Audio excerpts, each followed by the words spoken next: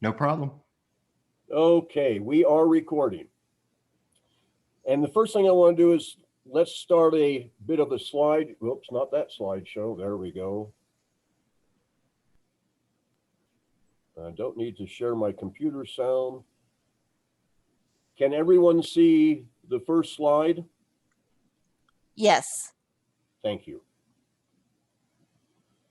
So this is a strategic planning update that we've been working on for several years now. And again, this is something that we rely on our membership to help us develop our strategic plan. A bit of the history, we started this back in 2017, actually earlier than that, 2016. But in 2017, we really reached out to our membership to get some feedback from some of our initial efforts at strategic planning. In 2018, we had presented our vision, our mission, and our goals to our membership.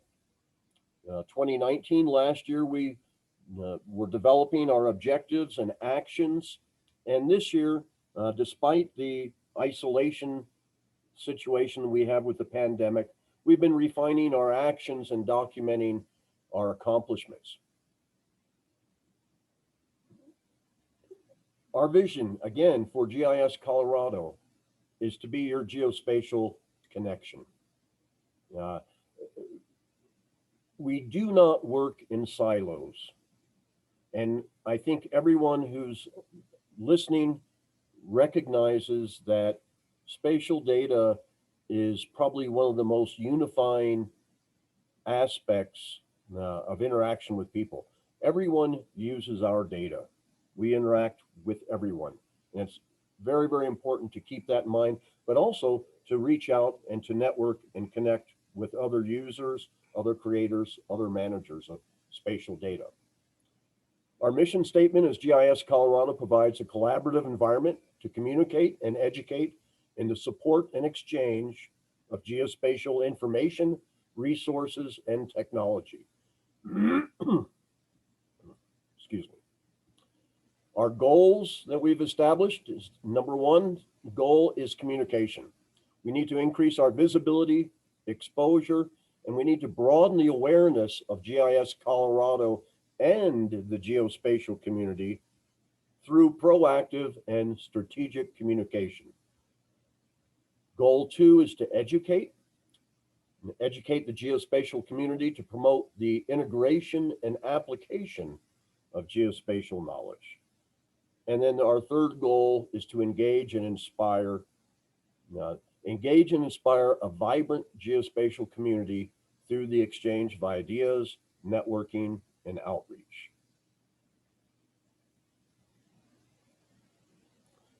Our objectives are to develop a current objectives, develop a communication and outreach strategy that targets the broader geospatial community, including non-members.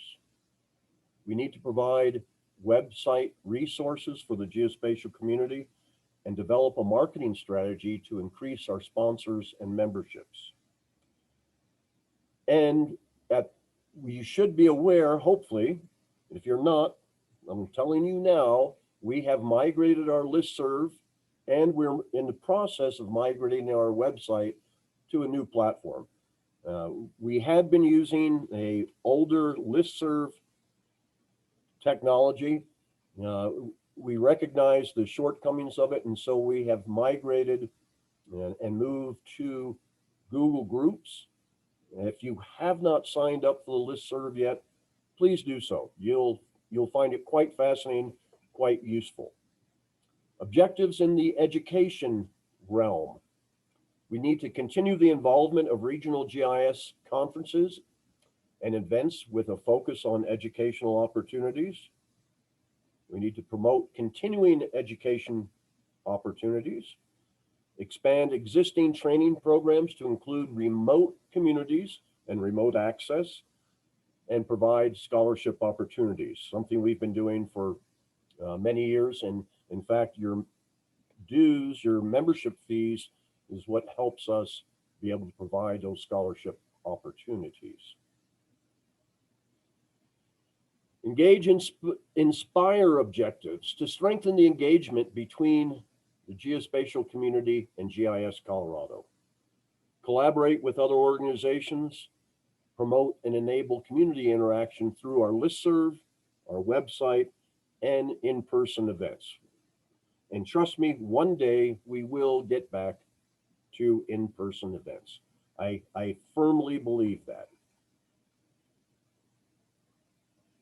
Some of the actions we've taken to achieve our objectives, we've developed a foundational communication action plan. A couple of the board members, Deb Wilson and Kat Holm, have been working very hard on that and very nicely. Modernized website and connections to the social media. Again, this has been I guess we've been working on this for a year now, trying to migrate our website to a new provider, if you will. And it's all of us work, all of the board members volunteer their time for GIS Colorado. And so it takes some time to get things done, especially complicated issues like this. Maybe it's not complicated to a lot of people, but I know for myself it is. Increase our memberships and sponsorships. We need more members to GIS Colorado. We would love to have everybody who's ever even thought about spatial data to be a member. Provide online and in-person trainings. Engage student and young professional members and participate in your local user meetings. Our accomplishments so far this year, we have a career colloquium, sorry.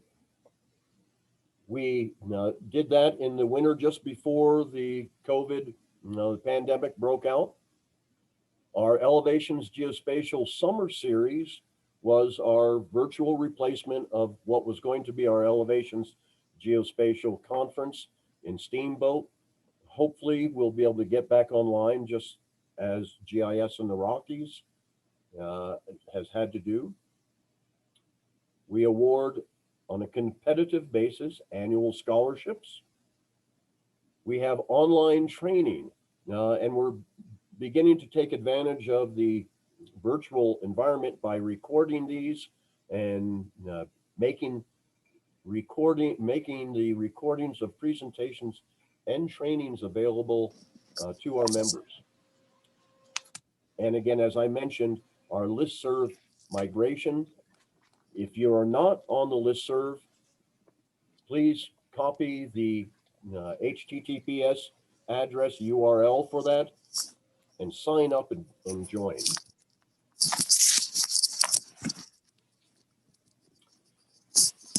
And at this point, we get to open up to everybody in the room, comments. Go ahead and unmute yourself and speak up. Don't be shy.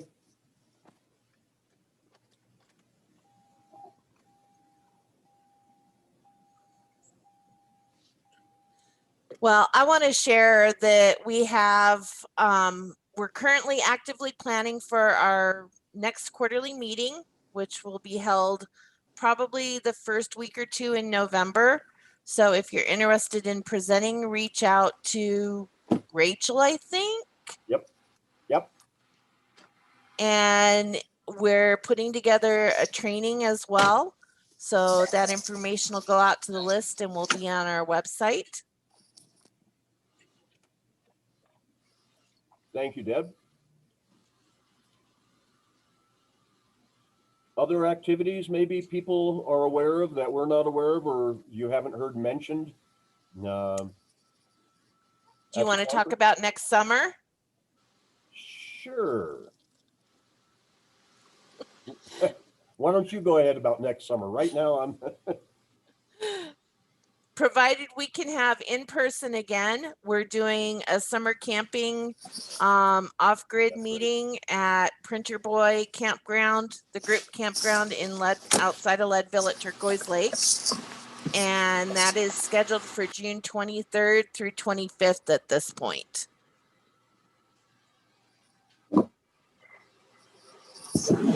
And I hope people are seeing the message there from Philip Roy about getting together if you can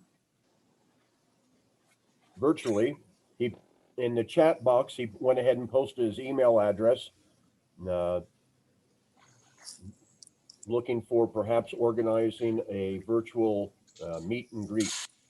Now, we did a, GIS Colorado did a social hour, Philip, a little while ago. I think it went fairly well. We had games, contest, and you know,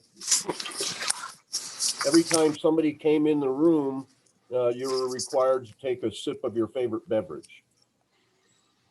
Although we don't promote alcoholism amongst GIS professionals, it seems to be a way of life. I'm teasing, okay.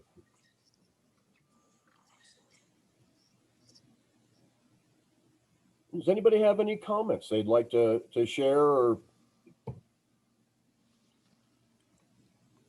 this is Kim and Golden. Hi, you guys. hi, Kim. Haven't seen you in a month of Sundays and then some. Yes, I missed the social hour you guys did. That was, I had family things going on. But I wanted to say thanks to all of you for running such a great association, a great group. I love the listserv. I love the meetings. I'm glad there will be a meeting in November if that comes forward. And looking forward to next summer. If you do another social hour, if you think the last one was successful, that would be great to do another one. Just wanted to say thanks for all you guys do. Well, Kim, thank you so much. And trust me, without people like you as members, we wouldn't be much of an organization. It's just a great group. It's love to see it still going strong, and the website looks good. We're getting Listserv is good. I do think we'll be putting together another happy hour. That went over very well.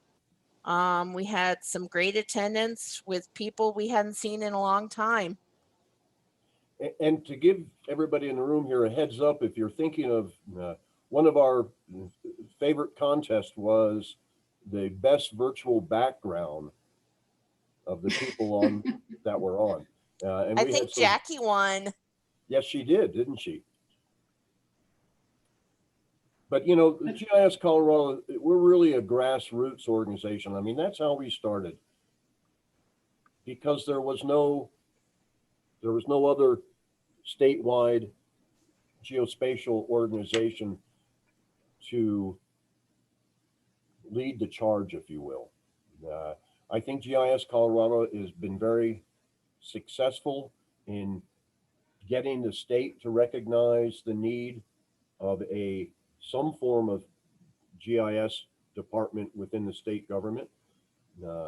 We can all easily, suggest better ways of doing it or whatnot, but at least the state has migrated that way, and just basically promoting geospatial technologies, data, and the use of it.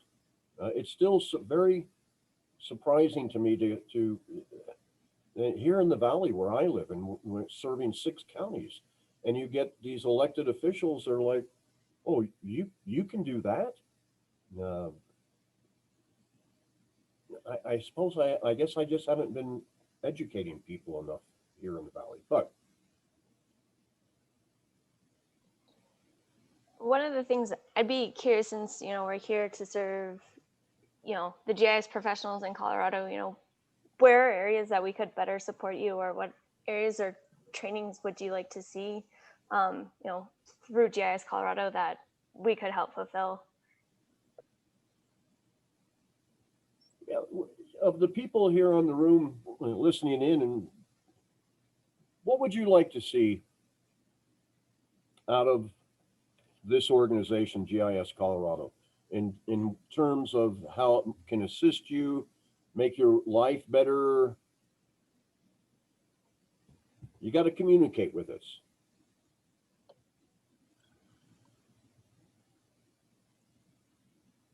How about training? How many people are using Art Pro?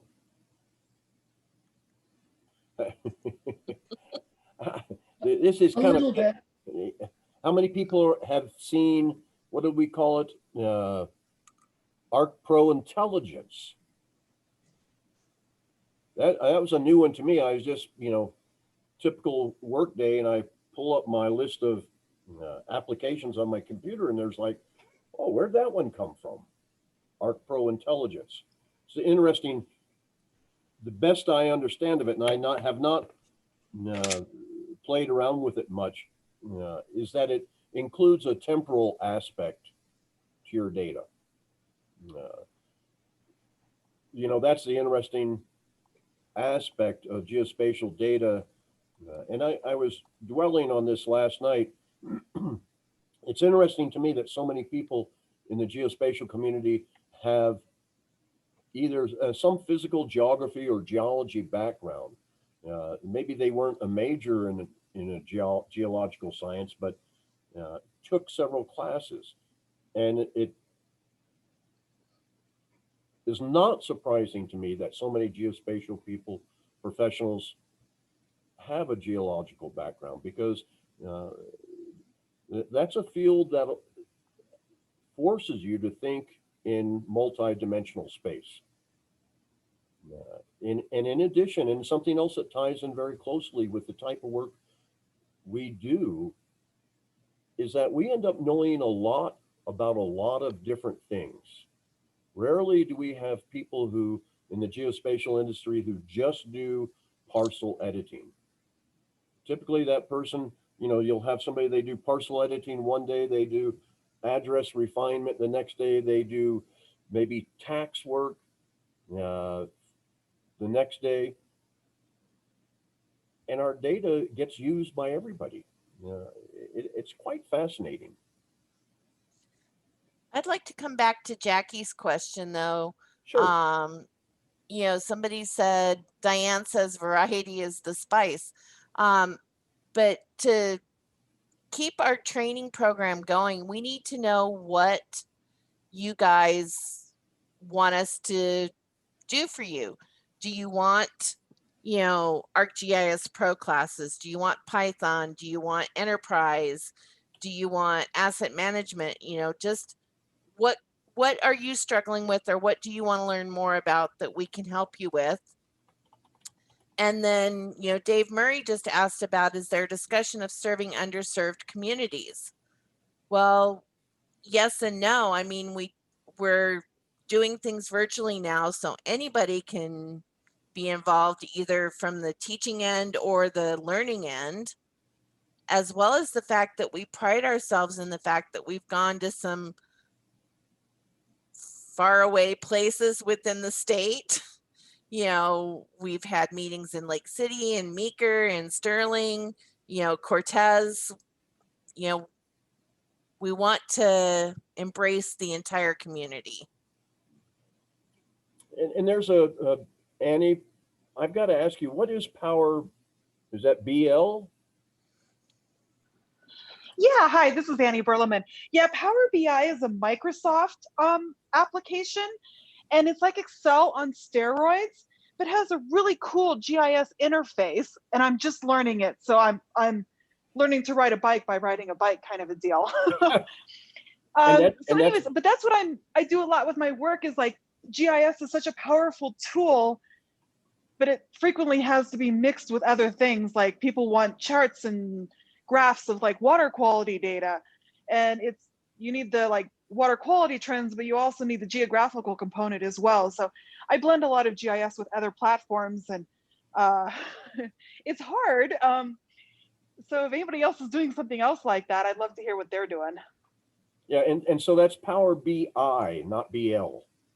Yeah, BI. Power, I think it's like business information or something like that. And it's a Microsoft product? It is a Microsoft product. It's Business Excel on intelligence steroids. is what it means. Yeah, I'm sorry. Oh, thank you. Business intelligence. Business intelligence. That's pretty darn simple. I should have known that. Thank you. And Annie, thank you for bringing that up. So I work at the city of Littleton, and we're actually just offering a training course to our constituents called like data visualizations, where we're just scratching the surface with Power BI and then looking at things like insights on different ways you can kind of show some of that. So definitely a good suggestion of what other tools are you using in tandem to show your GIS data. Well, I would suggest if you're interested, come to one of the quarterly meetings and talk to people. Tell us what you're doing and see who else is doing similar things. Yeah, the networking. I'm sorry, Charles, you were getting ready to say something? Did I cut you off? No. The networking aspect of GIS Colorado and what we do as professionals is it's crucial. It's crucial to your own personal development. It's crucial to your personal or professional development. And heck, who doesn't like having friends, right? Especially friends doing similar things. People you can call or email, say, hey, I'm having a problem with this, what don't. That's where our listserv has been for myself so helpful, being able to reach out to people rapidly. Hey, Dave, can I ask you what you mean by serving underserved communities?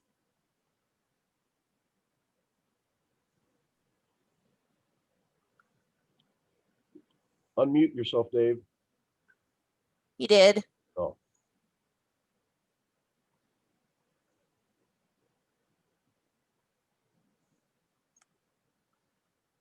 I am not hearing anything. No, but he shows he's unmuted, so.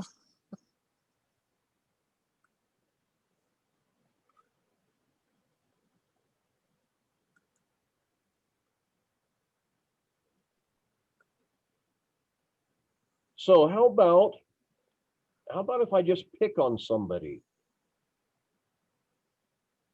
Does that scare everybody enough?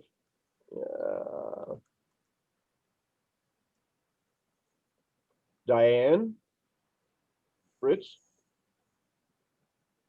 Hello. Hi. You mentioned the diversity issue. You want to elaborate on that?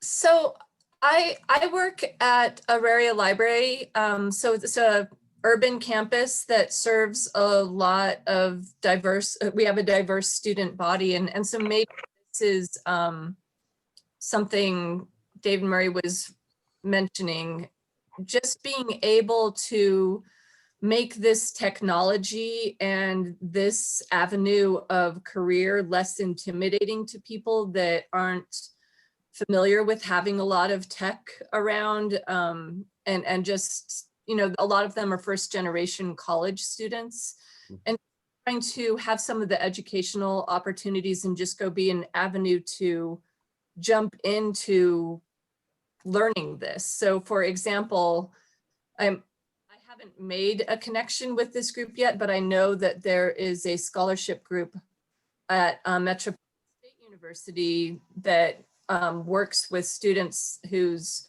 parents are in the agricultural industry, largely as farm workers. And I think there's a really good crossover connection of, you already understand space, you understand how to work with agriculture on the ground. Here's this really neat technology to be able to help that and kind of just open up the window to this kind of education for them. Maybe that's kind of a perspective that I have, and oh, there's Dave, so maybe he can add on to that.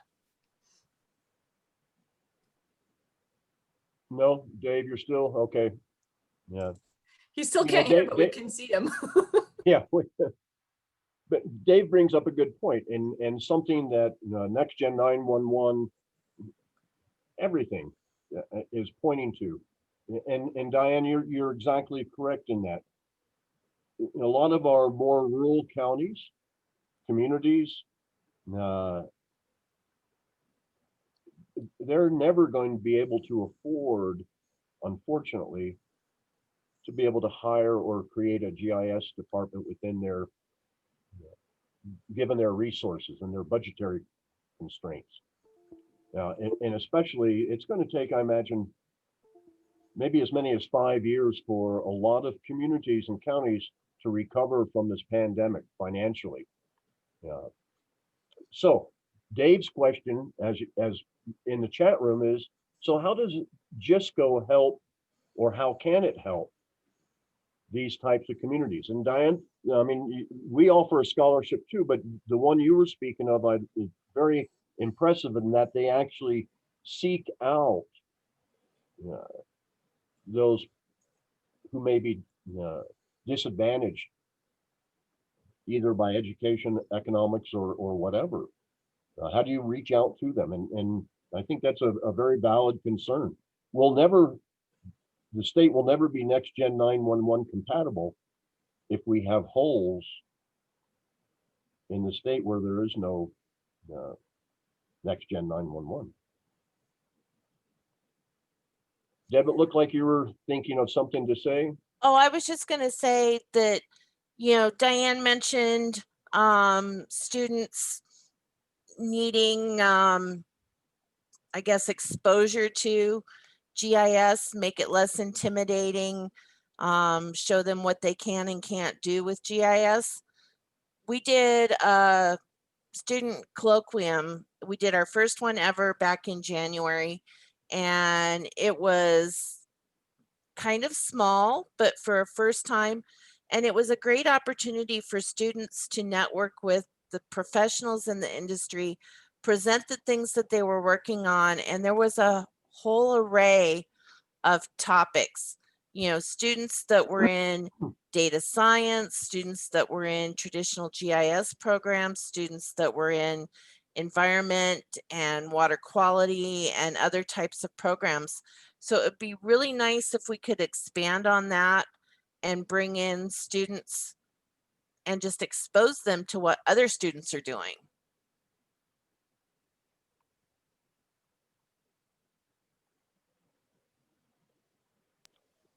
Yeah, I agree. I think a lot of people just don't know what GIS is and just kind of stumble across it. So, getting that exposure to that next level of getting people who don't see GIS or know what it is, or maybe scared of the tech side, some more of that exposure.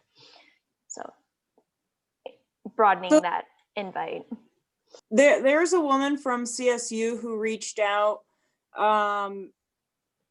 She was getting grants to implement like GIS programs into high schools.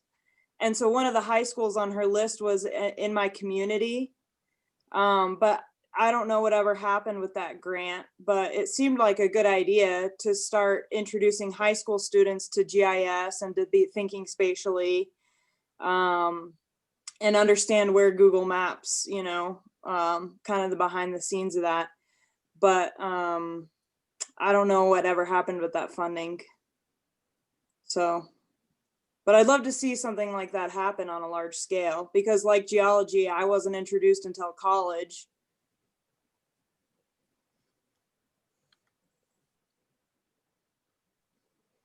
How about we reach out to someone?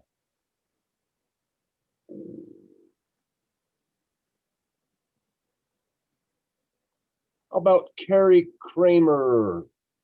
Carrie Kramer, come to the front of the room, please.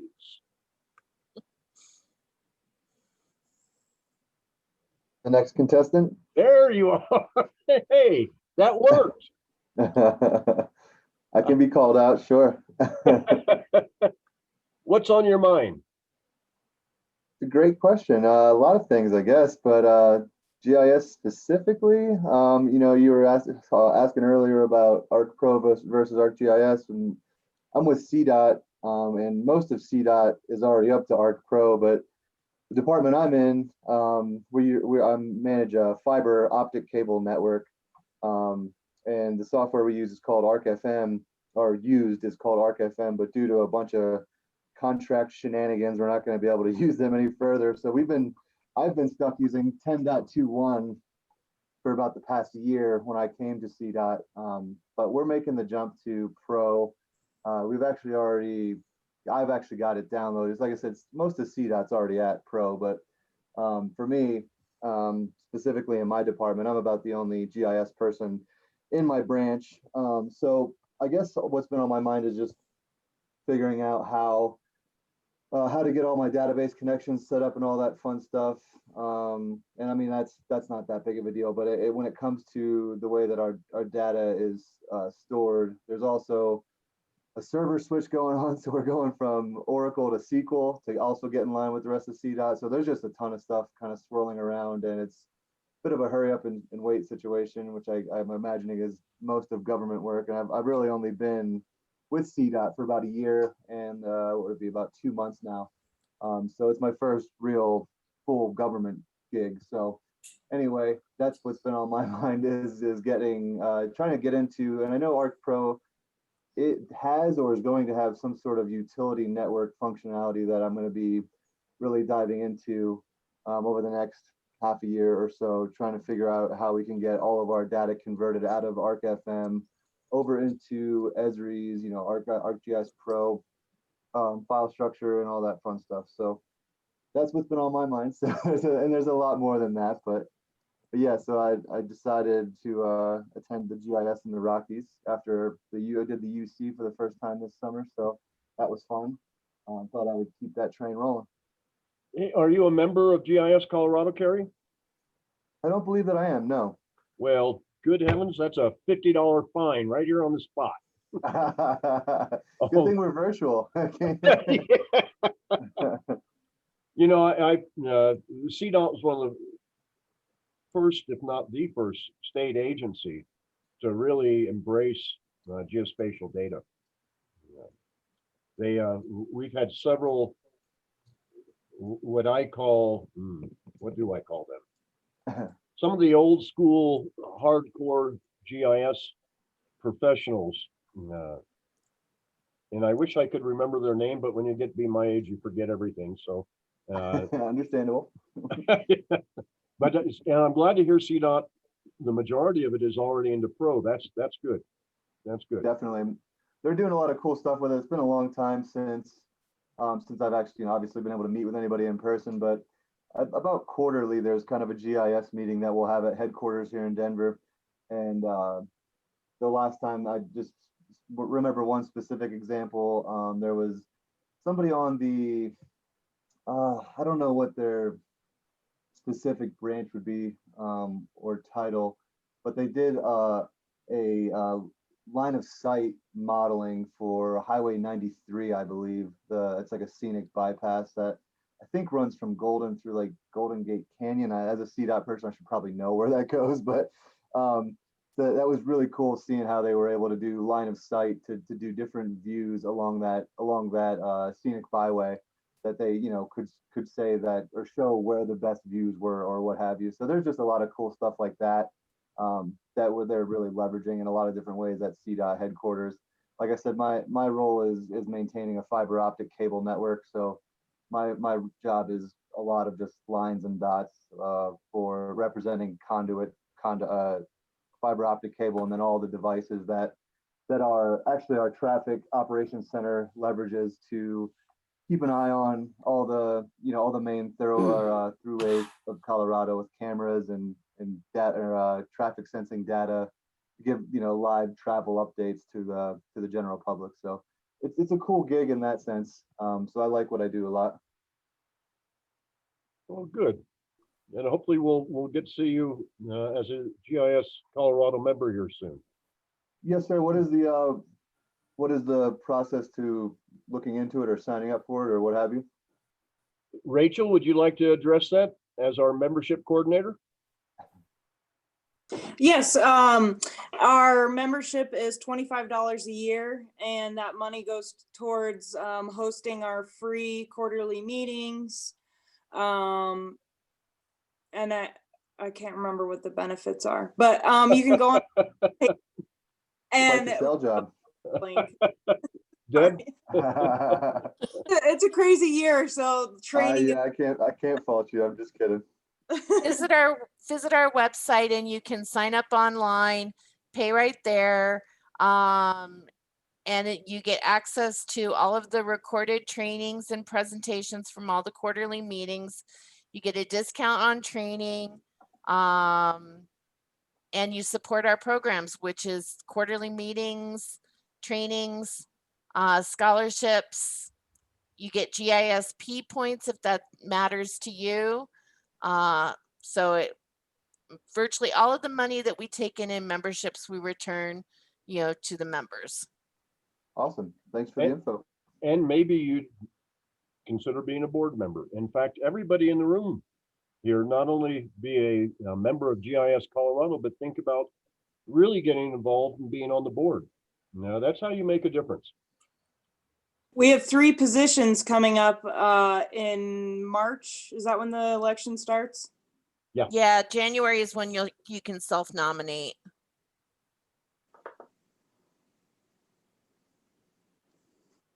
All right, I'm going to pick somebody else off the list. So Pete, Well, Dave's on now.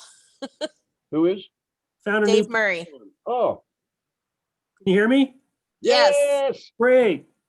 Good. Pete, I just have a question for you. You're in a rural part of our beautiful state. How do we serve the underserved community? There is a vast majority of the state that has no GIS access other than Google Maps. yeah. Based on my experience alone, GIS doesn't have, for a county to have geospatial data and to make use of it, it does not have to be expensive. The 6 counties here in the valley have invested over 20 years, probably less than 200,000, all 6 of them cumulatively. You have to find a sucker like myself who's willing to work for next to nothing and willing to provide stuff to the counties for next to nothing. And the secret there is that you work out a deal with the counties where it's like, look, let me have access to your data. Let me have access to everything. Whatever I walk in, I want to be able to have access to. If you've got a iCounty account in your clerk's office, I want access to it because I can get everything I need to build a parcel layer to figure out things. But then let me, with all the data that I've created, let me sell it and market it to the private sector.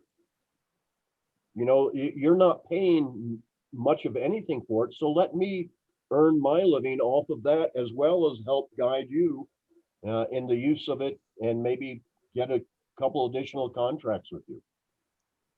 But that's, Dave, it's a real struggle because in rural areas, a lot of the decision makers really don't understand the value of it. And no matter how much you show them, no matter how much unless it's something that you can say, well, here's how I covered your assets in that lawsuit. Mm-hmm. Then they start paying attention.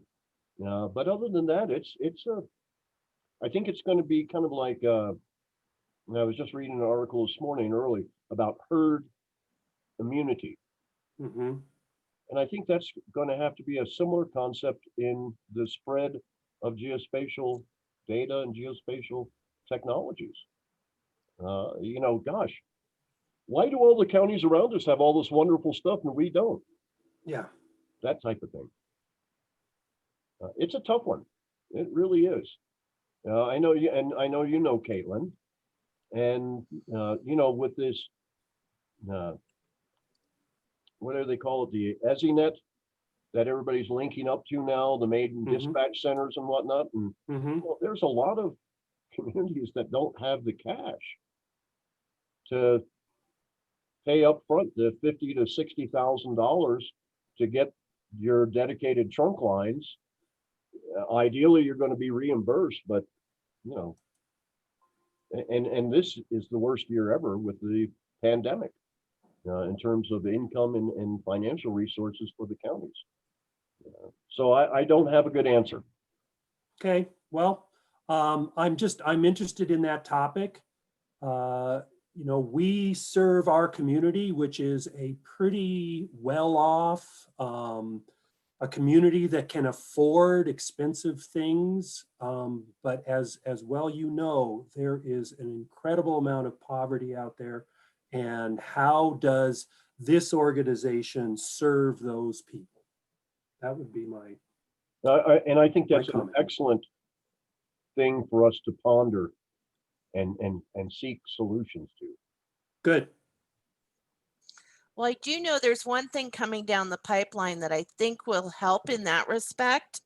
We have a workshop that we're planning for after January that is on a software piece called Carry Map that is completely free. And I don't believe the instructor plans to charge anything. So we could make the workshop completely free if we wanted to and offer it to anybody. Okay. That sounds great. Having a list of, you know, individuals in the remote parts of our state would be a good thing. I mean, it's they don't know about us if they don't hear about us, and they won't hear about us unless there's some kind of contact made. And as well, you know, it takes just one individual not giving up, pushing, seeing the benefits, and then they become the stars in their organizations. So that sounds great. You know, Dave, you're exactly right. The champion aspect, you've got to have a champion who will see it through. There's what, 40, is it 40? No, 64 counties. 64 counties. We need 64 champions. Dave, I nominate you as one. And I'm going to nominate you, Deb, because we don't need two in the Denver area. No. But I mean, that's Rachel, you're the champion down in Montezuma County and Cortez. Yeah. But that's what we need. I'll take Kit Carson. I would say though, for supporting like rural communities like ours, we need more support from the state to have, you know, maybe data standards, and then also from Esri, because and as far as ARC Pro, you know, we're a 2-person department and we're doing just fine with desktop. We have no incentive to go to Pro. We've got no money to train on it. We've got no time. And I think a lot of places are probably in our situation. I don't know, you know, and I'm afraid that Esri is going to leave a lot of us behind. That's my concern also. As I say, we are a rich community, but our IT department rolls out poor hardware. So I basically, the laptop they give me, I can't run Pro on. So I have to work around that. So that's exactly the kind of thing that when you work with vendors, you have to be flexible. And if a vendor is not meeting your needs, you need to go elsewhere. Mm-hmm. You know, I think the model that we used here in the Valley to start the San Luis Valley GIS GPS Authority is a great way for a lot of rural areas. The state is already divided up into these different regions, and depending what state agency you're talking to, they all seem to have their own regions to some extent. But you know, the original idea behind the San Luis Valley GIS GPS Authority was to create one office to provide geospatial data and technologies to all 6 counties. Ideally, each county would pony up 20, 25,000, 30,000 a year. And that's a significant budget if that had happened. That didn't happen. And I have to blame myself. I didn't press them hard enough to sit and, well, first of all, quite honestly, I hate asking for money. I don't mind sending somebody an invoice for work I've done, but to sit there and say, well, we need 120,000 this year to continue on, it just makes me feel creepy. I'm just not that type of person. And that's probably why, to some extent, the San Luis Valley GIS GPS Authority failed, in all honesty. And we entered into a public-private partnership with a company that myself and my best friend created ourselves, because we knew we could not count on the counties for any kind of significant funding. The only way we could do that was to market our skills and our data to the private sector. So the public-private partnership allows the private company to manage the GIS GPS Authority, still provide a very reasonable rate to the counties for work done. But then all that data, again, it becomes truly the property of Integrated Land Services, and we get to market that to the private sector. San Luis Valley GIS GPS Authority has 0 employees. It has no significant income. It has about $5,000 in its bank account. But any work we do for the counties goes through the GIS GPS Authority and back into Integrated Land Services. And again, though, you got to have the champion. You've got to have the person who knows how to talk to people, who knows how to convince them that this is a good thing that they're doing. So I guess my question is, going back to the state, what is the state of the state GIS? Do we have anybody on from the state who can address that? Because a lot of people have said, well, we need direction from the state, and we've noticed that there is not direction from the state. Is that going to happen? Is there anything that GISCO can make or facilitate to make that happen? We're discussing that at this point. We've always taken a non-political stance, but I think that needs to change. If we're going to truly represent our membership, and our membership is not happy with the fact that they're not getting that guidance, they're not getting anything from the state at this point. We're not getting updates. We don't know what the state is doing. I'm sure you're seeing it from your perspective, Dave, that you get, multiple data requests now. We used to get one data call. We now get multiple data calls. We get, I don't know that they're, with no longer having a GIS coordinator at the state level, now that John is now the state data science officer or whatever, they didn't backfill his GIS role, and Rick Coursey was filling it. And after Rick's retirement, they've had a revolving door. Okay. Yeah, that's what I was going to say, Deb, is there's no real representation for an organization like GIS Colorado within the state ranks of geospatial sciences, or just people that care about geo anything. It doesn't exist in the state any longer. So that's an issue that is bigger than all of us, I believe.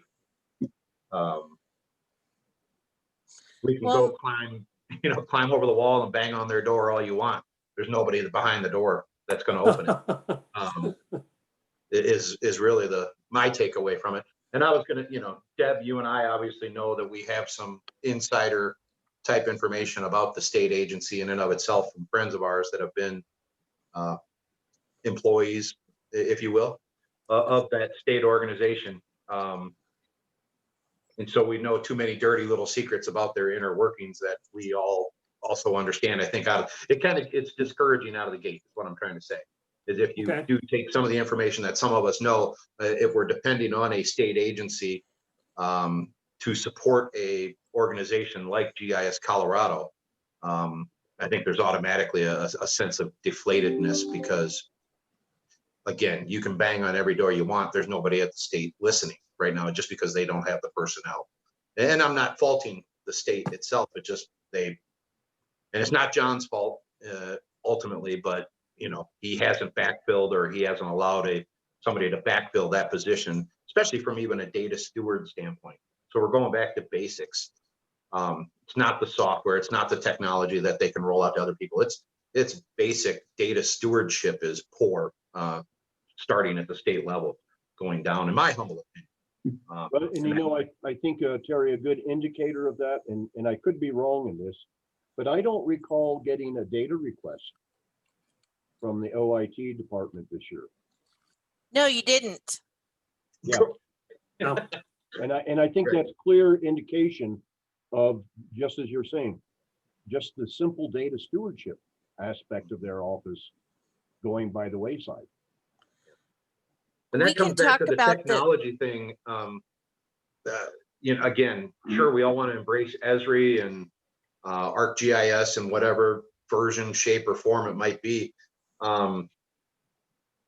You know, you either need to, as an organization, we need to lean on somebody like Esri, the local offices, to support us, or to support those disadvantaged users or potential users, or I think you do need to start turning to open source applications. You know, your QGIS, your map servers of the world, things like that, to backfill for, and then that also opens up the need for training and support that way for disadvantaged users. And I think that would also be our responsibility as a society to try to influence that, unless we get full buy-in from somebody like Esri to roll out those technologies to those underserved communities.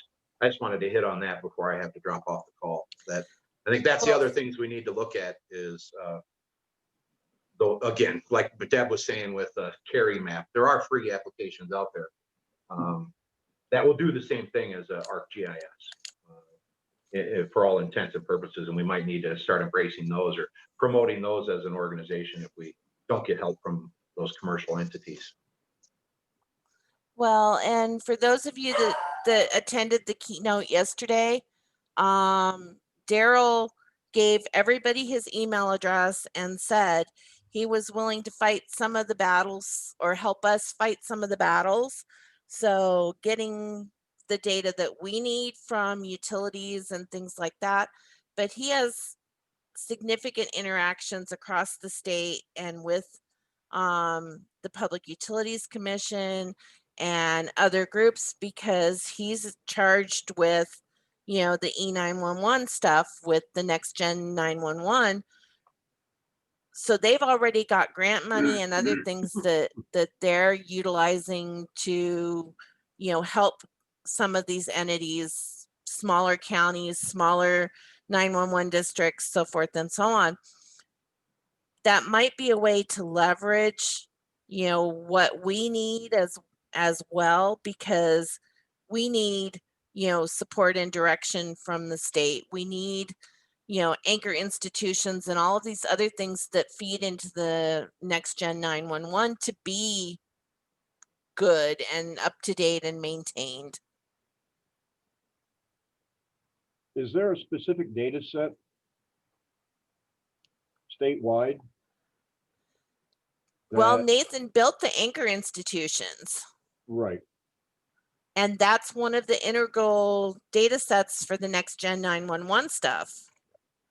Right. And that was always part of the data call, and it's not happening now. Yeah. And that's Anchor Institutions, that whole program, that was a grant-based program, because I remember participating in. Yes. I'm trying, was the money from the USGS in that? I don't know where the original grant came from. But what I was going to ask you, to the group in general, if there's one data set you would like to have statewide from the state, what would that be? Roads, Yeah, addresses, I'm sorry, what was that, Rachel? roads and addresses. yeah, geocoded center lines.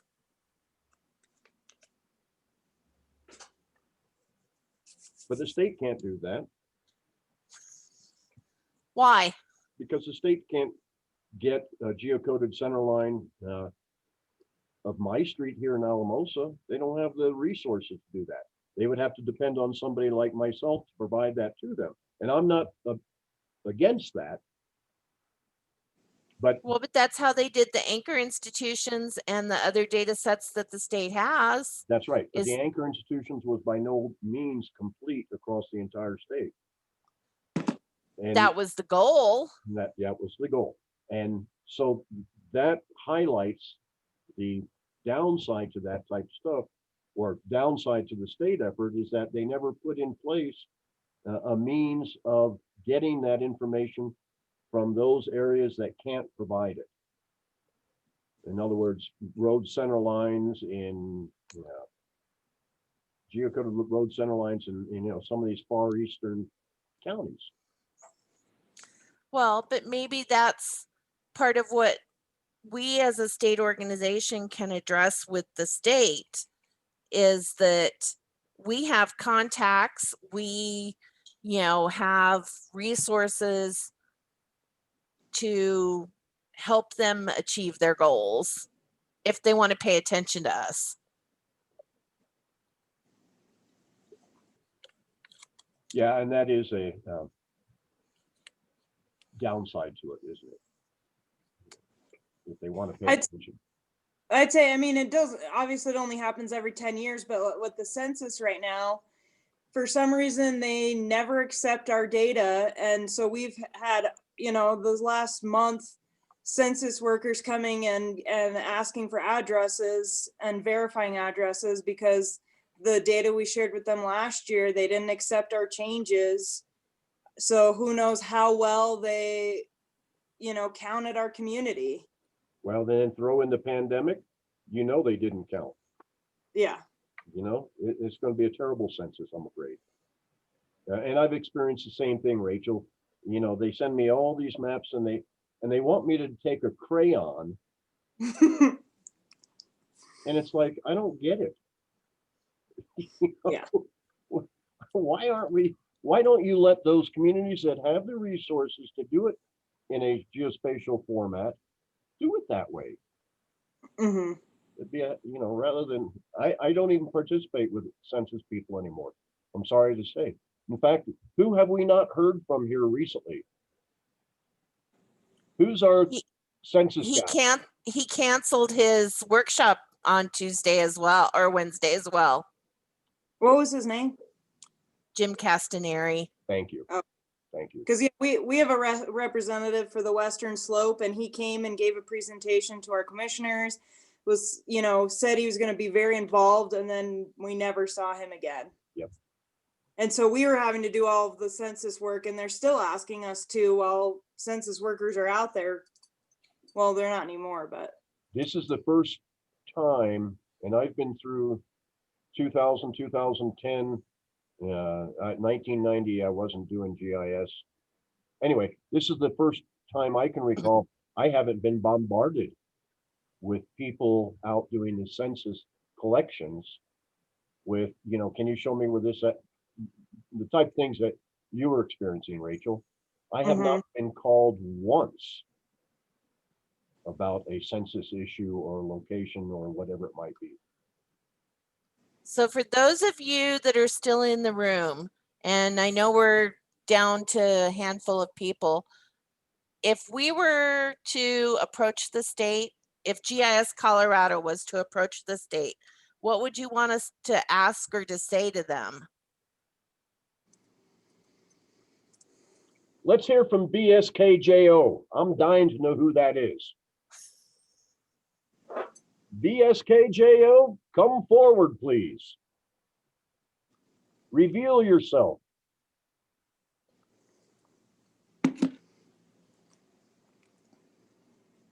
Oh, that's the nice thing about virtual stuff. You can be ignored. Well, how about you, Philip? Are you still on? You've got great contacts down in the Springs area. Oh, Philip says he doesn't have a mic right now.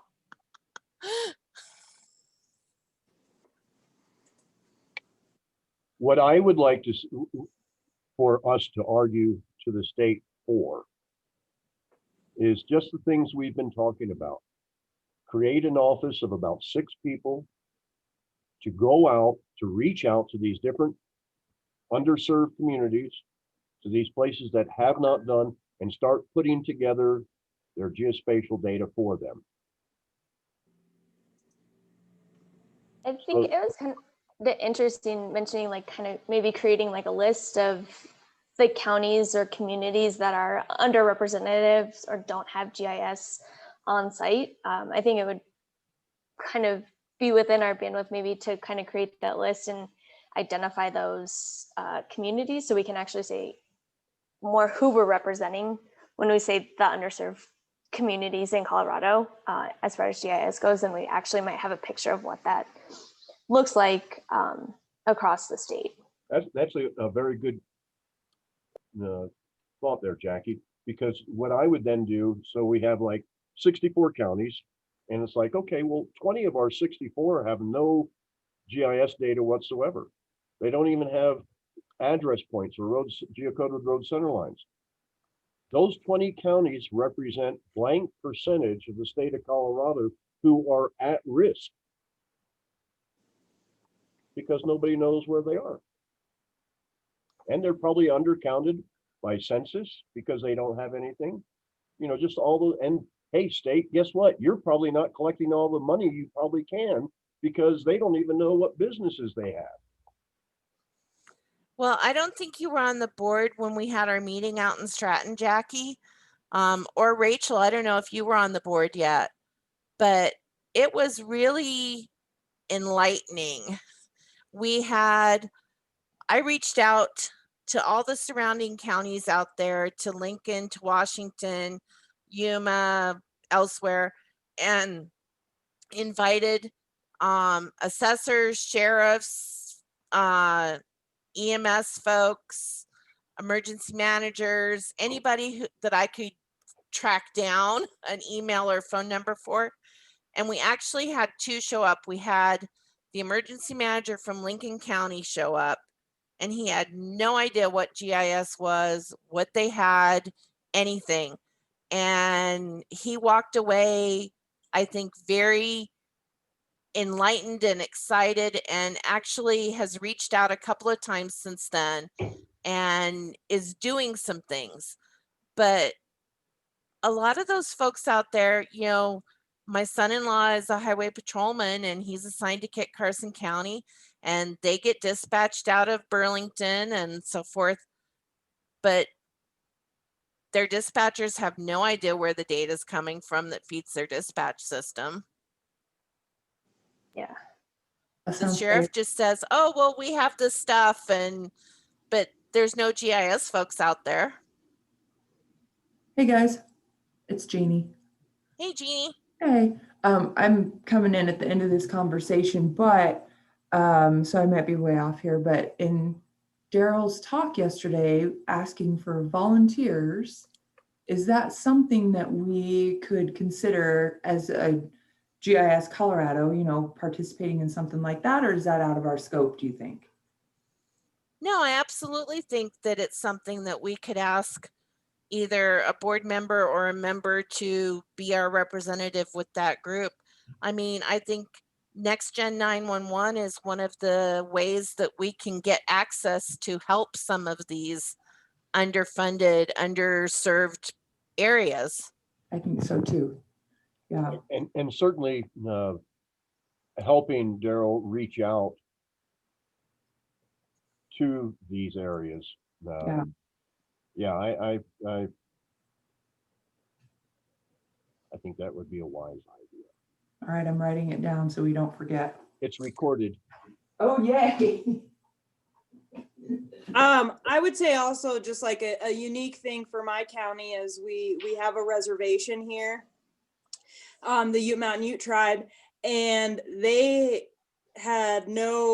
they had was paper maps. They just, you know, within the last 5-10 years gave their roads names and put address numbers on their houses. We'll get assigned addresses and then gave them markers.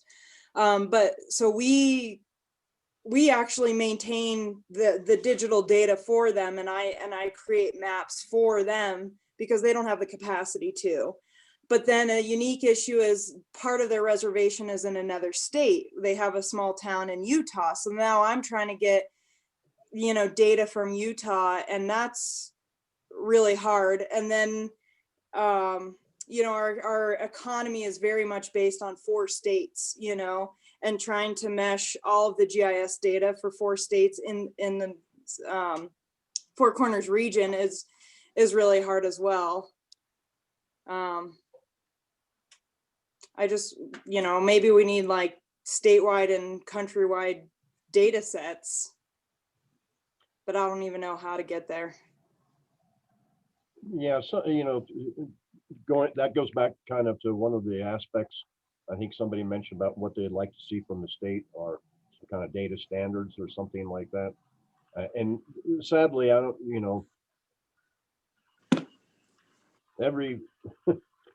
I get the same, whether it be parcel data, whether it be treasurer's data, clerk's data, from 6 different clerks, 6 different assessors, and I have 6 different versions. And they all use the same vendor software, but this county uses the p-value field for something different than this other county. I mean, there's no standardization there. And then I think a lot of people rely on Google Earth or Google Maps, and Sure. in rural communities, I mean, when's the last time Google actually picked up our data? So like a lot of the roads we've created over the last 5-10 years aren't on there, and so people are like, oh, my family can't find my house because Google Maps can't find it, and they want us to fix it. I'm like, I can't do anything. I can do the little send feedback, but that's no guarantee. Well, and imagine an emergency vehicle trying to find that place. Right. And yeah, and then our emergency team, they are used to using Google Maps, or if they grew up here, they're like, oh, that's so-and-so's place. That knowledge See is where the gonna red be- truck is on the corner, take a right and then go 3 trailers down. And it sounds funny, but that is, when you were talking about the reservation data, that's what we have at the BIA too. They don't have anything good. There's no solid names, numbers, nothing. Now, there you go, Rachel. There's the contact with the BIA. Still with the BIA. Oh, I thought you were sharing information. You're pimping me out. Yeah. She's back at the BIA, sort of. Okay. Well, I am part-time there now. So I wasn't actually thinking of Jeannie specifically, but I was thinking that agency is somebody should be reaching out to, saying, hey, we're creating this stuff. Do you want it? And what do you have you can give me to help me? Yeah, and that's kind of, I mean, there's certain things that I'm just not allowed to share, but I can certainly tell you who to call to get this stuff. You know what I mean? Like, I can show you the back road to get to where you want. But yeah, I agree with you, Rachel. There needs to be a lot more collaboration between states. It's just the way we're going. I don't want to focus on the negative of this pandemic, because it's just projecting us into that collaboration environment, which I'm very excited about. I want to leave the house more often, but right. I mean, the fact that because my big takeaway from this conference, do you know how many people asked what time zone the schedule was in? Lots of people. So we're getting people from outside of even the mountain time zone. So I thought that was very exciting. Yeah. So I don't know what the future for this conference holds, but I think as far as our organization, we can keep doing this stuff and bringing in people from all over. And, and one of these days we'll get someone on the call that says, oh, I know who you should call for whatever it is you're having problems, getting data for. So yeah. Well, I think that's what came out of Daryl's presentation yesterday is, Dave Murray asked the question. He said, I can't get data from Excel and other utilities. And Daryl said, well, I'm in meetings with the PUC and with them all the time. And, let me see what I can do about that. Right. And so I think, and then like Jeannie said, Daryl threw it out, he's looking for people that want to help with the next gen 911 stuff, with getting, these underserved communities in particular involved. And so I think that would be a great role for us to Yep. help And- undertake. I don't know that it's a role that we can fill, but I think like Jackie said, we could start developing a list with Daryl and other people's input as to where those areas are that are missing. And what people are asking for and that stuff. And just relaying Daryl's message to our membership. Hey, Yeah. you know, Daryl's looking for volunteers to help out on this. Yep. And I think maybe letting him know that we have these quarterly events, and that way if he's able to participate, you know, we just kind of ping him and be like, hey, we're having this meeting. Here's the dates and the times. If you can join, great. If you can speak, even better. You know, just a real quick update on how things are going, where you're at with things. But the other thing that I noticed too is, so one of the guys that I've solicited for speaking at our next quarterly event is Jason Jackson from Entrado. And Daryl did say that Entrado and CenturyLink are in cahoots. So, you know, having that guy involved and bringing him in. Yeah, I mean, yeah. So I think just making those connections is a start. You know, we switched over our dispatch to the EZNet. We are next gen compatible. We can text and receive text and stuff like that. Nobody's doing it, of course. But we're still not fully next gen 911 yet. Not at all. Not compared to a lot of the states that are light years ahead of us. Mississippi, for crying out loud. We should be embarrassed. They don't even have telephones. Seriously. They just had integrated proms implemented 5 years ago. And we can't get our ducks in a row for next gen to get emergency vehicles to your house in a rural area. Come on. Well, I thought the map that Daryl had in his presentation showing the counties that had adopted the EZNet was very telling, because, you know, the entire southwestern, actually most of the western third of the state wasn't covered, with the exception of a handful of counties like Montrose, where Matt is. You know, but Hey, did they have the valley? I don't remember. I wonder. And I can ask Daryl to share his presentation. I meant to record it and I just got overwhelmed with all the requests and stuff coming in, but I'll ask him to share his presentation. I had what he was going to share, but he added a few things I noticed because I was trying to follow along so that, you know, when he was done, there wouldn't be a whole lot of dead air, but there was anyway. So thanks, Deb. And Jeannie, while we've got you in our group, I just want to thank you and Matt so much for all the work you've done putting this conference together. I know it wasn't easy. It's painful right now, but next week I'll say it was fun. But Well, she thank you does guys say so much. she's not doing it again. I don't want to do it again. If somebody hears me volunteer, would you please slap me? Yeah, I guess for those people, well, is Philip a GIS Colorado member?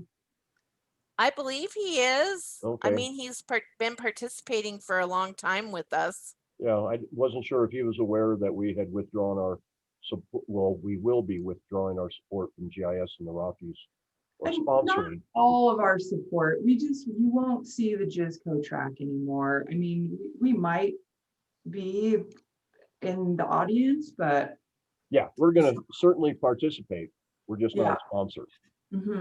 yeah. So, because we only have so much time in a day too. So there's other things. Yeah, my day's gotten to be 36 hours and I could have sworn they're supposed to only be 24. I know. Yeah. I feel like I've been put through one of those dough rollers sometimes. The PLSC conference is coming up in February, and I did tell Steve Parker to reach out if there's anything we can do to help them with that, you know. I'm sorry, what conference in Feb? PLSC, Oh, PLS. the Professional Land Surveyors. Yeah, The one that they've had for years at the Arvada Center, and it's going to be virtual for the first time. Yeah. So what is the status? You know, I know here in my office, I work closer with the surveyors and whatnot and provide them with data. They provide me with data. but I've done several projects outside of the valley, and I always have trouble with the data I provide the surveyor saying, well, this doesn't match. And it's like, well, it freaking matches on my computer. Well, is it because of the survey foot versus the US foot, which is going away? No. Oh. This is just in general. That, Oh, that a lot of surveyors seem to have problems with GIS data. what kind of problems? And well, basically because they all work off their own local grids. A lot of them, believe it or not, aren't that knowledgeable about switching projections and things like that. Oh, I see. Yeah. So And things are misaligning. yeah. Okay. I've discovered that if you're very explicit with them, that the data you're providing is in, Colorado state plane, NAD, whatever, whichever zone, whatever, that most of them can then figure it out. Yeah. But you have to be very explicit with what you're providing, because you're right. Most of them are used to using a local grid, and everything starts at 0, in the bottom left-hand corner. And Right. And it's not just surveyors, Pete. I'm dealing with that with the BLM folks too. People are used to dealing with just their state. And when you know what I mean? So when you bring stuff in, they're like, this doesn't match up. This is wrong. And I'm like, well, it's not. Let me explain what we've done here. But yeah, interesting. So, there's only, oops, don't click on that button. Don't end the meeting. outside of Philip, there's only us, only the board. Oh, good. Now we can talk about people. Jeannie, what was that guy's name who was like an intern at the state, or Haraz? yeah. Haraz. Mm-hmm. Yeah. I think he had a really good idea that hopefully we can figure out something to do before it's too late. But with the new datum coming out in 2022, everything's going to shift vertically, and most likely vertically shorter, we'll say. Mm-hmm. So the risk, but some of our 14ers are going to no longer be classified 14ers. So how many are there? Is there 1 or 2 or 5 maybe? But his idea was to kind of have like a campaign to like PR, like, oh, climb the 14ers before they're no longer 14ers. And yeah, I thought that would be a fun, I don't know. I like that idea too. And I tried to talk to, because we all went out for a drink after that, and he told me to stop talking shop. So okay. I was like, Haraz, you have not known me long enough. I never stop talking shop. Well, and we don't have like a specific event, but like, I liked or something, we need a Instagram account, I guess.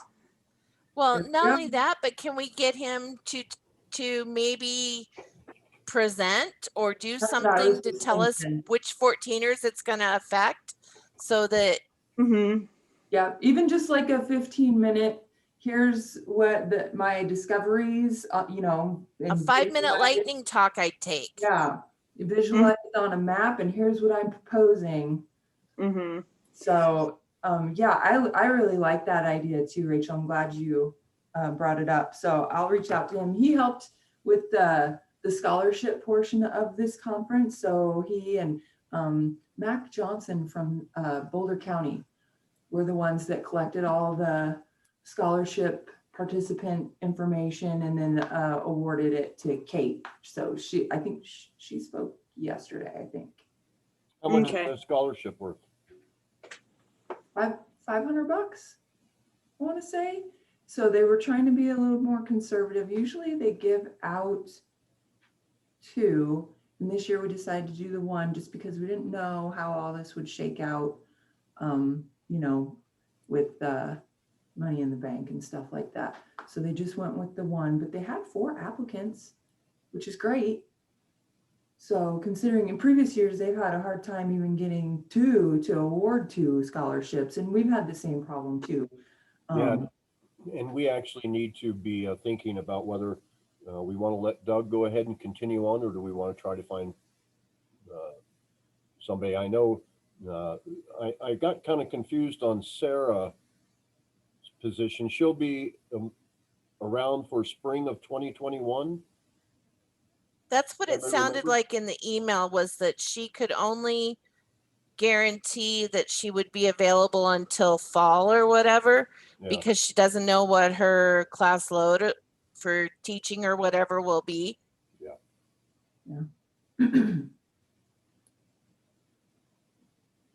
Oh, we lost Philip. That's okay. But how many, were there a lot of people to begin with in that first hour? There were Yeah. 28 at the peak. Nice. Well, at least we could update them on our strategic plan and goals. And did anyone provide any feedback? I mean, I guess I'll watch the video after this, but.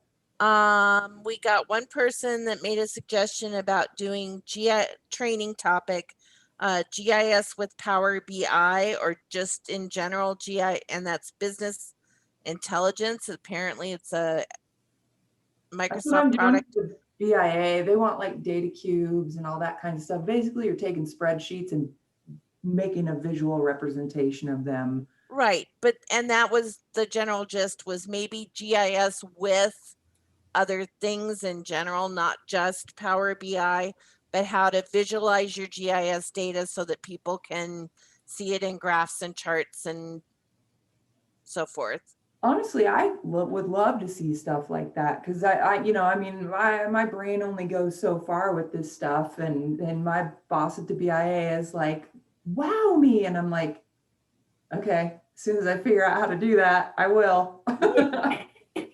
Well, Dave And then said that Dave told me that BI was expensive. Yeah. If your and then- organization has Microsoft, it's not that much more to add on if you're already using like Office 365 to have. Oh, Power. okay. It is expensive though. I mean, Yeah. especially if you're already paying for other stuff. There's other tools for doing that type of thing. But yeah, I'd be all ears if somebody has a couple examples of stuff. And like then there that. was some discussion from Dave Murray and Kim and Philip and so forth about support from the state, and Terry. My computer froze. Okay. But I couldn't type. Oh, okay. Well, and the other big topic was underserved areas. Underserved areas and underserved individuals. Well, you guys know that's been the drum I've been beating since I started at the state, and really since we had our quarterly meeting out in Stratton. You know, after talking to that guy, and you'd thought we brought water to somebody in the desert. He was so happy that we came out there. So, I mean, yeah, the guy from Lincoln County. Mm-hmm. Yes, Rob. But, you know, that's one of those things that I think, you know, we can kind of take underserved areas, Daryl's need for people and volunteers, and, you know, the next gen 911 stuff, and then wrap that up in, we just need direction and support from the state. And because, you know, the state is still the holder of record for some of those data sets, like the anchor institutions. And those are essential data sets for the next gen 911, and they're not being maintained, or they're not complete because of these underserved areas. And it kind of all wraps into the same thing. I think understanding which agencies do have that stuff maintained. So DORA does. OIT does not. But DORA's not reaching out to anybody to update it. That's not their mission statement. It's more for internal. But I mean, there's like Todd Blease works at DORA. He updates that stuff. We should reach out to him and see what. DORA or DOLA? DORA, DORA. Department of Regulatory Agencies? Yeah, and that's where Daryl is out of too. And that's interesting. Because DOLA used to maintain or have a lot of GIS data. Marv Calise and people like that when they were with DOLA, but they could never get any real support out of the state anyways also. Yeah, well, I mean, and it's unfortunate, but these agencies are kind of operating independently of that. So I think we just have to establish good contacts within those agencies, and then we can get the information that we need to share with our GIS community. Because I mean, we could keep harping on how the OIT GIS doesn't do anything, or we could just go do it, and then the spotlight will shine on what they're not doing, I think. And that issue will resolve itself. And then they'll just say, "Oh, give me that." Yes, we didn't do that, well, but give me that. You know what? Yeah, you can make all those demands that you want, but the follow through is not there, so I'm not really worried about that. Well, it's like Terry's. What was Terry's last name?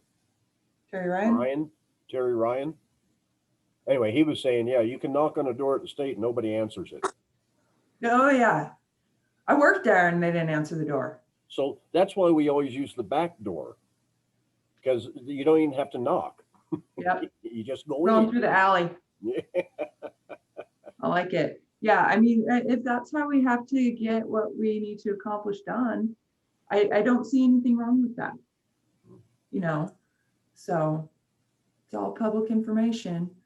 But yeah, Todd Blees, like Daryl can be our guy but this could be part of the subcommittee thought that we had for, some future growth for our organization.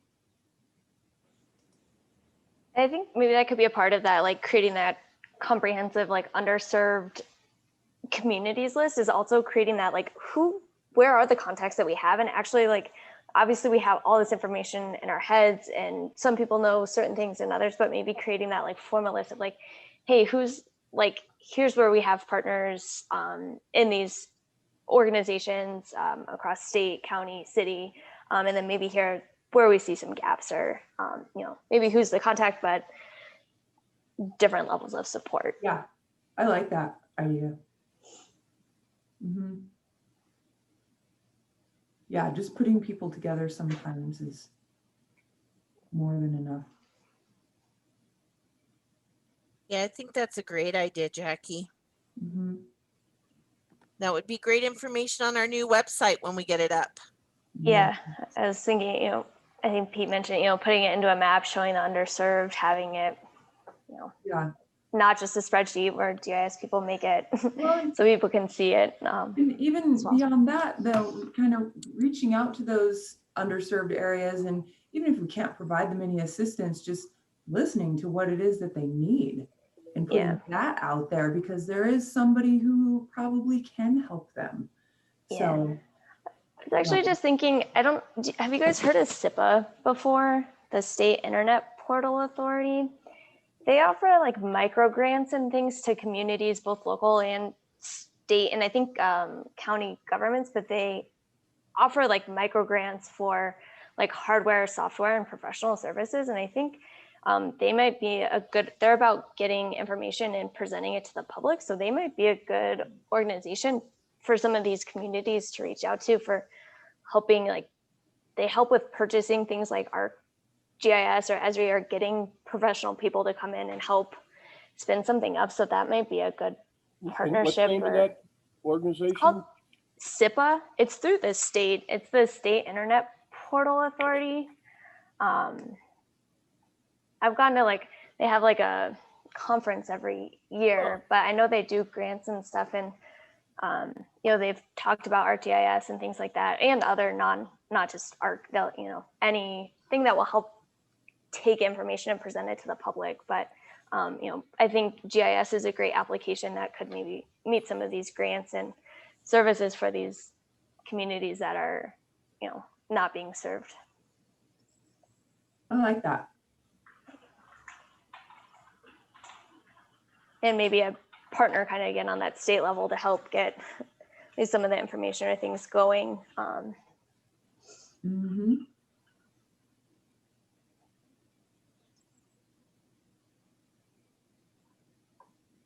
I was gonna say, I think the one guy from CDOT had mentioned that they're using fiber, and he mentioned the utility network in ArcGIS Pro. I think that that might be something worth trying to have a presentation about or a training. A lot of people, I think that'll be one, moving your network data sets to ArcGIS Pro will require some, either using their new trace network or a utility network, and the utility network has a lot to it. So I think that's something I know Denver Water's doing, we're trying to do. He mentioned CDOT's trying to do it. So I think a lot of organizations to move to Pro will have to move these network data sets. So that might be Yeah, a good training That's part of the opportunity. reason we haven't moved to completely to Pro. Yeah. We're using Pro for everything except our utility network because Yep. it's not It's not, it's not in good enough shape. We don't have everything there to migrate it the way that it needs to be migrated. And rather than, garbage in, garbage out, we're just going to keep it in, the current state and continue to clean it up and fix it and get it ready to migrate. Yeah. Who was the CDOT guy? Jackie, do you remember his name? Carrie. Oh, I don't remember his last name. yeah. Carrie K. Kremble, something like that. Kennedy.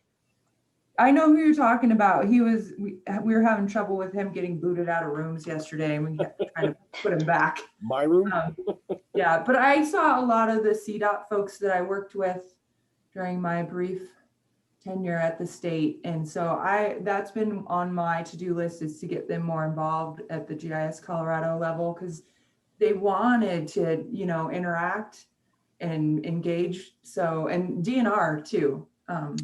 CDOT used to be engaged and involved with GIS Colorado. We even had a meeting at their headquarters office down there off of Colorado. The original members of GISCO, wasn't he? Paul Tesser. And Paul Tesser. And both of them, I think Marv started with DOLA and then moved to CDOT. Paul started with CDOT, moved to Boulder, I believe. No, moved to Denver, City and County of Denver. Oh, didn't Paul do stuff for Boulder too? I think he was at Boulder before he was at CDOT. Ah, okay. Because I remember a presentation, and it was very impressive to me, how Boulder County decided when they went down the GIS path, their parcel layer was going to be survey standards, right? And they started, I can't remember from the inside of the county working out or outside working in, but whatever way they went about it, it wouldn't close. And he said, we just threw away 10 years of effort because we started from the wrong perspective, very, very informative. And these people that, I want my GIS stuff to be survey quality. Well, guess what? It ain't going to be on a neighborhood scale. On the one individual project, maybe, but not in a neighborhood or anything, because you just can't close it. Sorry. No, interesting.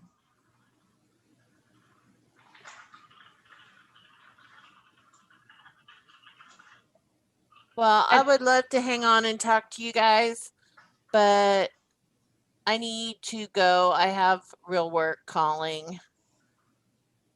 So have fun. Well, don't look so enthusiastic. Good Lord. Right. Sitting there at the beach, I mean, good heavens. I still don't understand why you have a blanket on. Because I'm cold. It looks plenty warm there. You're on the beach. There. Oh, that's funny. Hey, Kyoko. Hey. Thank you, Deb, for all your help and everything, and being on here and helping me out, especially. Okay, we'll talk to you guys later. Bye. All righty. Hey, Rachel, I actually had a question for you. You kind of mentioned, getting support from Esri to, you're using ArcMap and see no motivation or time or effort to get to using ArcGIS Pro. I guess, what do you see as the gaps that Esri is providing, and what role could maybe GIS Colorado play in helping organizations like yourself, who are, hey, we're using ArcMap and we're happy, and this is what our bandwidth is capable of. Is there something that, GIS Colorado could maybe try and help fill that gap of, I don't know, That's- doing something. That's a good question. I think, well, one of the biggest factors is there's a toolbar that I use almost every day in my job that doesn't exist on Pro yet. You know, so I guess I need to be more Which tool is that? Which more of an toolbar? advocate. What's that? Which toolbar? Okay, it's this one. I think it's called geocoding. You know, so you make a locator, and that's what we use to assign addresses. You know, our center lines have address ranges. The locator uses that, and so then I have this little tool like, oh, here's the driveway. Okay, and then I pick an address for it, and we use that, or I use it almost, you know, well, definitely weekly. And that's one of my big job duties. So, and if I can't do that in Pro, you know, there's no incentive. And also, I think when Esri first came out with Pro, they're like, okay, everybody has to switch to this in 2 years, but we're not going to provide any free training. You know, our training budget is $2,000 a year for 2 people. You know, so I think GIS Colorado could provide maybe Pro training that's more reasonably priced than what Esri offers. Well, I will tell you, I've taken several Pro trainings, and the only one that I ever really got any sort of data, what I would use it for every day, was from Nick. Okay. So, And you know, so- we have talked about having Nick come down here, and I think that might be, well, you know, what we need to do eventually. Yeah, all the other Pro trainings, I think they were all Esri, were just a lot of fluff. And I think they're a little more granular now, but at first it was just like, here it is, and we've switched to a ribbon, and everything, your maps are now maps, and you know, you can toggle between tabs and stuff. But I was like, I need to know how I get tables in there and how I edit things. And Rachel, I'd be more than happy to come over and give you guys. I've been using Pro now for about 3 years, and have, because I am the ESRI's #1 bitch. They have really worked with me a lot, and there's a lot of little tricks that they never tell you that you have to almost do daily to make it work well. Yeah. And one thing that every tech Esri guy I've talked to says the same thing. It's like, why is it after working on a project for 3.5 hours, all of a sudden Pro seems to be like a slug? And they go, yeah, it is. It gets tired, and you have to shut it down. And that's, you know, that's the type of stuff that they won't tell you in a public meeting. But you know, I clear 2 caches on my machine every morning to make sure that Pro will run well. And you can geocode in Pro now. I am not happy with their address locators that they've changed, I guess, from map to Pro. But Pro has a lot of advantages. It can run very nicely and fast and rapidly and do a lot of stuff, but boy, it's also easy to make a big mistake. Yeah. But it's really happy easy to come over and help you guys with some really fundamental how to get started and how to manipulate around. I've had really good success in bringing in my old ArcMap projects into Pro. Now, it did not used to support that. Yeah. It's a lot better now. Yeah. I would say like point, the last year and a half is significantly. At 2.4, it got a lot better. Yep. Yeah, it's a lot. Yeah, the backwards compatibility just was not there. And to Philip's point, the MOOCs are pretty good, and you can get pretty specific with those. A lot of them are free if you already have an account. I will say part of the frustration is the license checking out of, you know what I mean? And I guess ArcMap was kind of the same way when you had concurrent licenses, you only had so many. But I find like the accountability, like you cannot keep running the software without updated maintenance. It will shut down on you. That's the part I don't like, because sometimes like I'm not in charge of that part of it. And so we just had this happen a couple weeks ago where I had to make a test map for the client and our maintenance ran out on Friday and they wanted it Monday. And we had to push it like a week and a half until we got all that straightened out. I don't like that part. Mm-hmm, mm-hmm. But Have you guys ever done, well, because I think the training we need, yeah, is like very specific, because we've done, yeah, the broad training and it's like, okay, I'm going to forget all this. I need like, okay, here are the tasks I do and this is yeah, how I perform them. How does that translate into Arc Pro? Also, I'm not very creative, and it seems like Arc Pro is very much for like graphic designers or getting more into the like Illustrator side of things. And I wish I was, you know, creative, but I think, and because it doesn't help that everyone's super busy, so you do not have time to relearn these things that are already working in something else, but you kind of have to force yourself, like block out some time each day to go in there and find things that you use all the time. Because one of the things like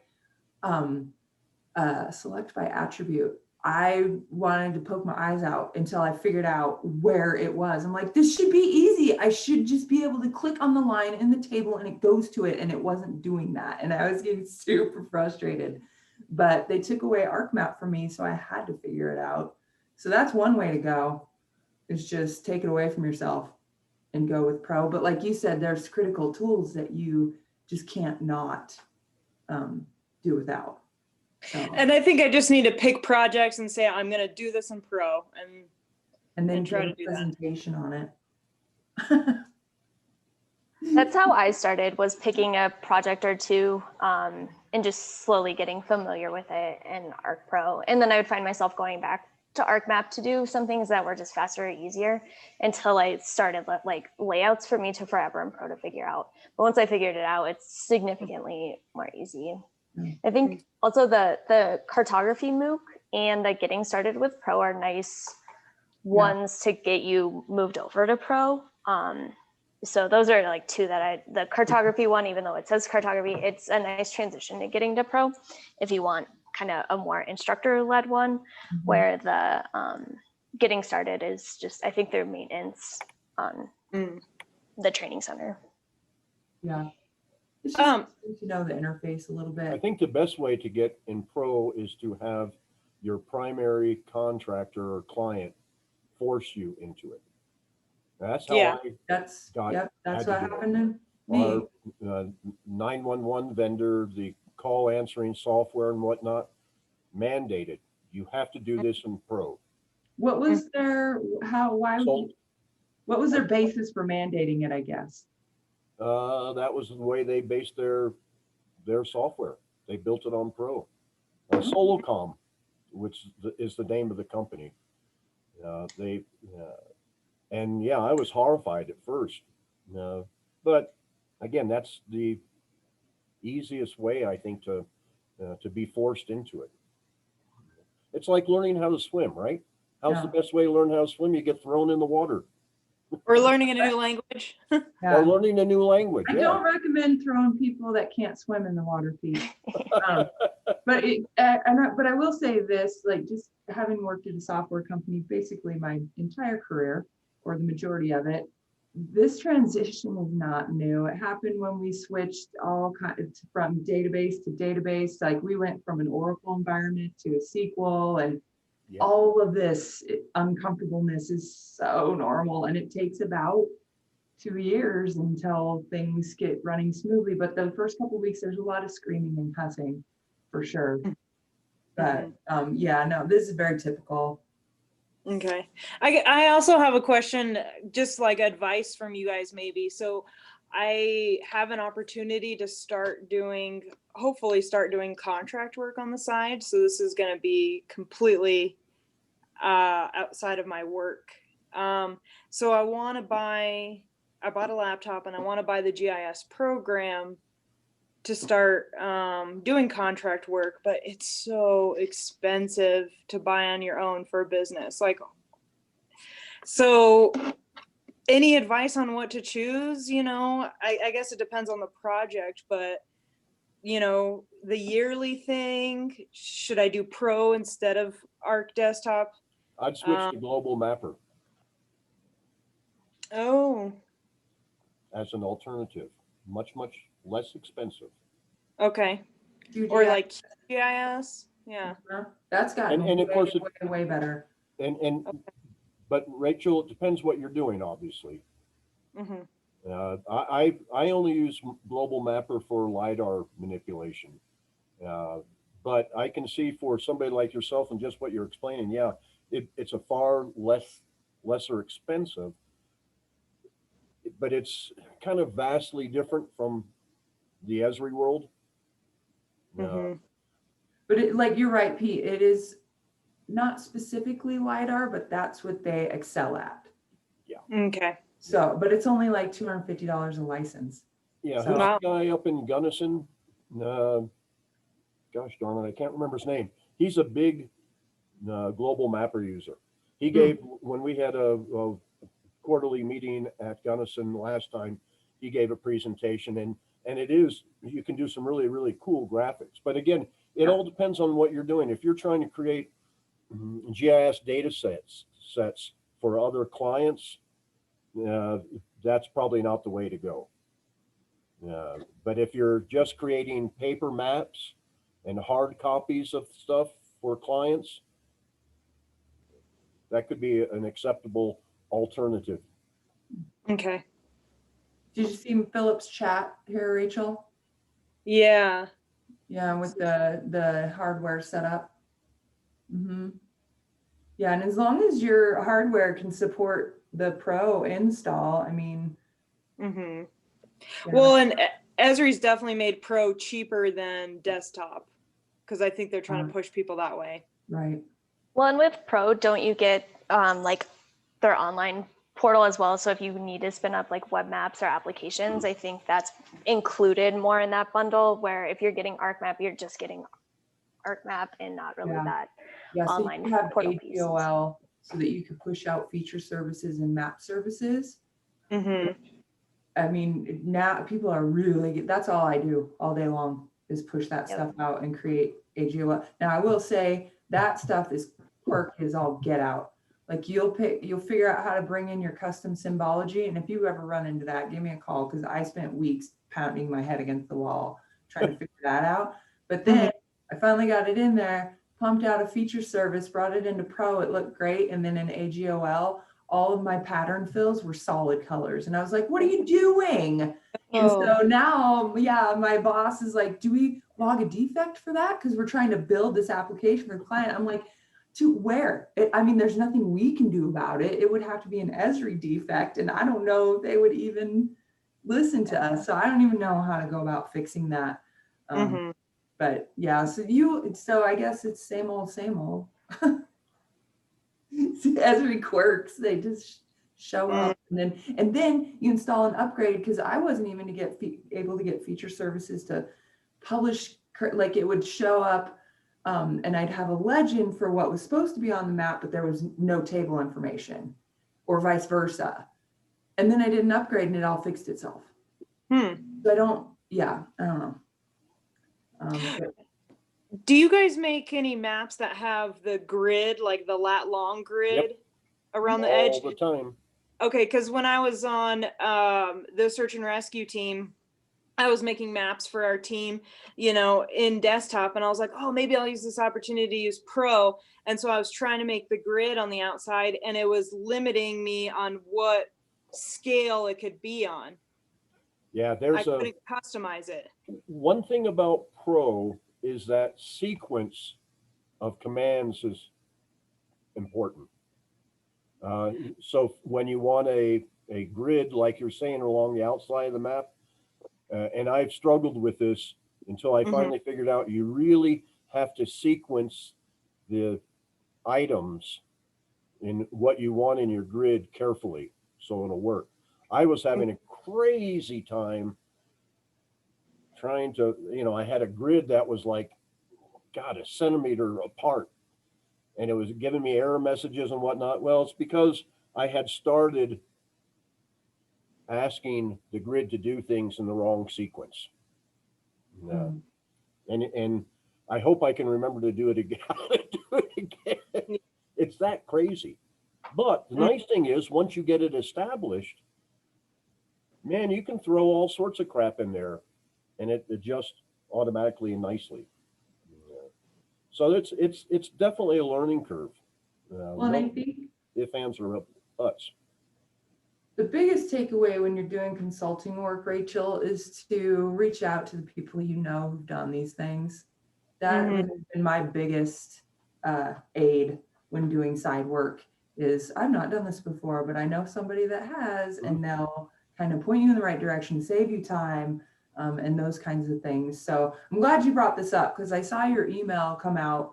I know it was just to the board, but I had so many things that I want to type out to you, but that being number one, like build your network and reach out to those people. And sometimes you'll get projects that you can do some of it and not all of it, but that's no reason not to bid on it.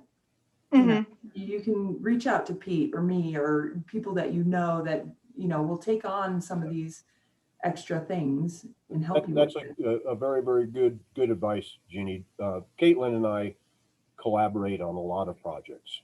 If I see something, somebody wants something and not sure I want to take it on by myself, I'll call her up and we'll collaborate on it. The other thing is under promise and over deliver. Yes, pad. Yes, pad those things. And then of course, and my problem I've had in 20 years is I also undercharge. That's what I was afraid of too.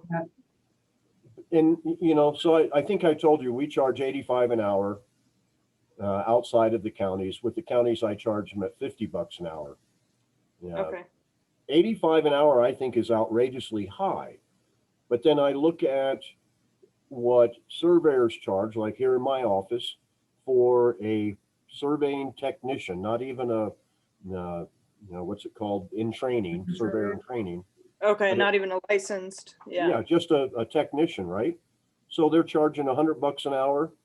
Then they're charging another $50 an hour for the GPS equipment. Then they're charging another $150 an hour if he's using the ATV.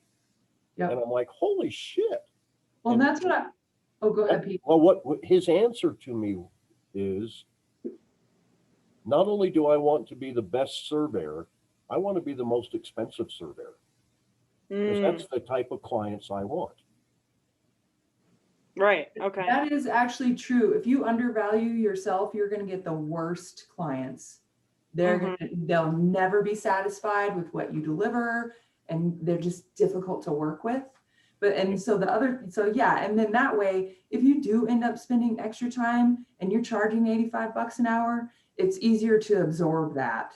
And the other thing too is structure it out so that the software licensing is you're not making them pay for the whole thing, but a portion of it. Each client, you got to amortize that over your client base because you're using this software to deliver their product.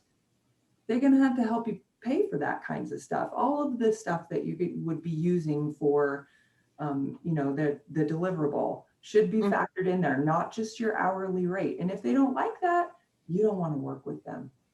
Yeah. That's been my biggest takeaway. If the people that are like, I don't want to work with you either. So thank you for your time. Good luck to you. So. All right. Well, I have to drop. It was a good conversation, everyone. Yeah.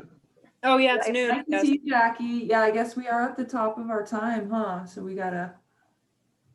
Bye, Philip. Time for lunch. I know, I'm starving. Thank you guys all so very, very much. Jeannie, Bat, again, thank you guys so much for everything you've done. Yeah, it's been great. I am going to, in one more minute, stop the recording. I want to make sure our recording has run from 10 a.m. till exactly noon hour. Okay, I'm going to take off. Okay. Okay, thank you. Thanks, Rachel. Hey, Jeannie, how did Luke's stuff go? It went really well, and he recorded it. I'm going to stop our